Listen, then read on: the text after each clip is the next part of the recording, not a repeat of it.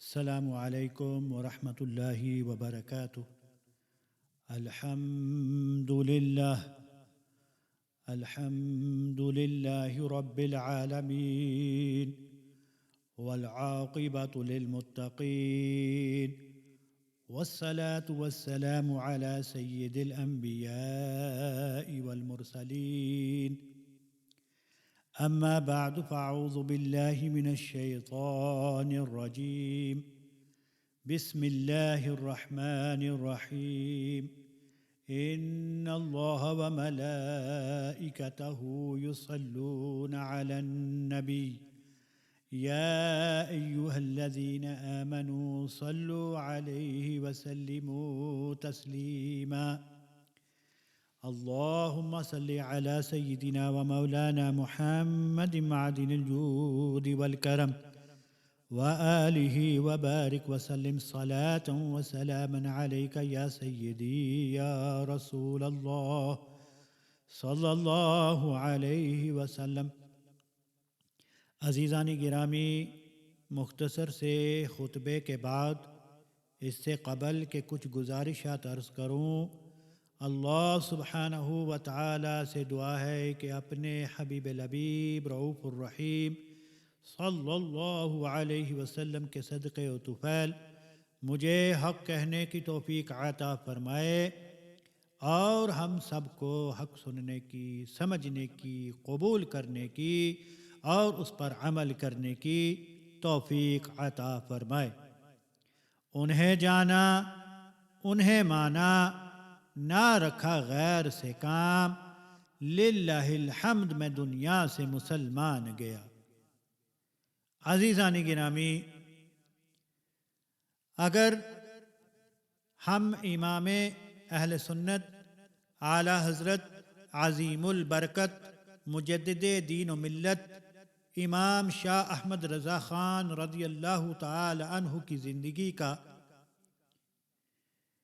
ایک ایک گوشے پر نظر فرمائیں، مطالعہ فرمائیں تو معلوم ہوگا کہ عبادت و ریاضت میں حضور اعلی حضرت عظیم البرکت رضی اللہ تعالی عنہ، حضور غوث پاک رضی اللہ تعالی عنہ کا ثانی نظر آتے ہیں۔ جب ہم فقہی مسائل پر غور و فکر کرتے ہیں تو امام اعظم ابو حنیفہ رضی اللہ تعالی عنہ کے ثانی نظر آتے ہیں۔ جب فلسفہ میں قلم اٹھاتے ہیں تو امام غزالی رضی اللہ تعالی عنہ کے ثانی نظر آتے ہیں۔ جب عشق نبی میں بولتے ہیں تو سیدنا اویس قرنی کی زبان آپ میں نظر آتی ہے۔ جب فتاوی نویسی کرتے ہیں تو علامہ شامی علیہ الرحمہ کے ثانی نظر آتے ہیں۔ جب تفسیر فرماتے ہیں تو علامہ جلال الدین سیوطی کے ثانی نظر آتے ہیں۔ جب لوگوں کو جامع معرفت پلاتے ہیں تو حضور خواجہ خواجگاں حضور خواجہ معین الدین چشتی اجمیری کے ثانی نظر آتے ہیں۔ جب علم غیب پر دلائل دیتے ہیں تو امام فخر الدین رازی علیہ رحمت الرضوان کے ثانی نظر آتے ہیں۔ حقیقت تو یہ ہے کہ جب عشق مصطفیٰ صلی اللہ تعالی علیہ وسلم میں تڑپتے ہیں تو سیدنا بلال حبشی رضی اللہ تعالی عنہ کا عکس آپ میں نظر آتا ہے۔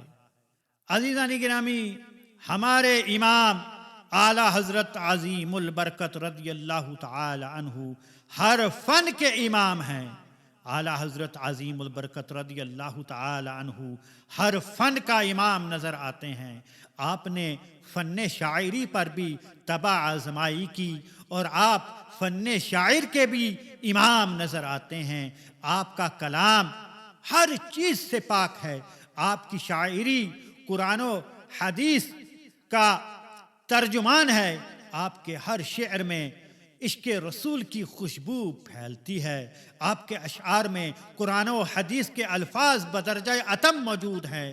آپ کے کلام میں فصاحت، بلاغت، سلاست و روانی تسلسل بیانی موجود ہے۔ آپ کے ہر ایک ایک شعر بھٹکتے ہوئے کے لیے مشعل راہ ہیں۔ آپ کے بعض اشعار دیوبندیوں اور وہابیوں کے لیے شمشیر برہنہ ہے۔ آپ کے کلام میں وہ خوبیاں ہیں، وہ خوبیاں نظر آتی ہیں جو اچھے اچھے شاعروں کے کلام میں نظر نہیں آتی۔ آپ کی قلم سے نکلا ہوا ایک ادنا سا شعر اچھے اچھے شاعروں کے دیوانوں پر بھاری ہے۔ عزیزان گرامی، اگر آپ جائزہ لینا چاہتے ہیں، اگر آپ ڈاکٹر اقبال کے اشعار کا مطالعہ کیجئے، اگر آپ داغ دہلوی کے اشعار کا مطالعہ کیجئے، اگر آپ حفیظ جلندری کے کلام کا جائزہ لیجئے، اگر آپ جتنے تمام نامور شعراء ہیں ان کے کلام کا جائزہ لیجئے، اس کے بعد دیوان اعلیٰ حضرت عظیم البرکت رضی اللہ تعالی عنہ کے حدائق بخشش کا جائزہ لیجئے، تو حدائق بخشش کا ایک ادنا شعر بیچ میں رکھیے اور تمام شاعروں کے کلام کو چاروں طرف رکھیے، تو ایسا معلوم ہوگا کہ سورج کے چاروں طرف چراغ رکھ دیا گیا اور بے ساختہ یہ شعر زبان پر جاری ہو جاتا ہے کہ ملک سخن کی شاہی تم کو رضا مسلم، جس سمت آ گئے ہو سکے بٹھا دیے ہیں۔ حضور مجاہد اہل سنت حضرت علامہ شاہ تراب الحق قادری رضوی نوری رضی اللہ تعالی عنہ فرمایا کرتے کہ ایسا لگتا ہے کہ ردیف اور قافیہ اعلیٰ حضرت عظیم البرکت کے سامنے ہاتھ باندھ کر کھڑے ہیں، جہاں سے چاہے لے لیں۔ عزیزان گرامی، حقیقت تو یہ ہے کہ حسان الہند بھی اعلیٰ حضرت عظیم البرکت ہیں، رومی ہند بھی اعلیٰ حضرت عظیم البرکت ہیں، غزالی ہند بھی اعلیٰ حضرت عظیم البرکت ہے، رازی ہند بھی اعلیٰ حضرت عظیم البرکت ہیں، جامع ہند بھی اعلیٰ حضرت عظیم البرکت ہیں، اور بصیری ہند بھی اعلیٰ حضرت عظیم البرکت رضی اللہ تعالی عنہ ہیں۔ ملک سخن کی شاہی تم کو رضا مسلم، جس سمت آ گئے ہو سکے بٹھا دیے ہیں۔ عزیزان گرامی، امام احمد رضا رضی اللہ تعالی عنہ جس فن میں قلم اٹھاتے ہیں، وہابیت اور دیوبندیت کا منہ توڑ جواب دیتے ہیں۔ جب فتویٰ میں قلم اٹھاتے ہیں تو کیسر وہابیت کو ڈھا دیتے ہیں، جب الدولۃ المکیہ لکھتے ہیں تو دنیا وہابیت میں زلزلہ پیدا کر دیتے ہیں، جب فن شاعری میں قلم اٹھاتے ہیں تو دشمنان رسول صلی اللہ تعالی علیہ وسلم کو چیلنج کرتے ہوئے فرماتے ہیں کہ کل کے رضا ہے خنجرے خونخوار برقبار، آدھا سے کہہ دو خیر منائے نشر کرے۔ جب وہابی اور نجدی نے لکھا کہ جس کا معاذ اللہ جس کا نام محمد یا علی ہو وہ کسی چیز کا مالک و مختار نہیں، اس کو کوئی قدرت حاصل نہیں، وہ بے بس و مجبور ہے، تو امام احمد رضا رضی اللہ تعالی عنہ نے فن شاعری کے ذریعے منہ توڑ جواب دیتے ہوئے وہابی کو مخاطب کر کے فرمایا کہ سورج الٹے پاؤں پلٹے، چاند اشارے سے ہو چاک، اندھے نجدی دیکھ لے قدرت رسول اللہ کی۔ عزیزان گرامی، یہ ہے اعلیٰ حضرت عظیم البرکت رضی اللہ تعالیٰ عنہ کا عشق رسول۔ ہر چیز برداشت ہے، یہی سمجھایا ہم کو کہ اے سنیوں ہر چیز برداشت ہے، لیکن کوئی محبوب پاک صلی اللہ تعالی علیہ وسلم کی ذرا سی ادنا سی بھی توہین کرے، یہ ہرگز برداشت نہیں۔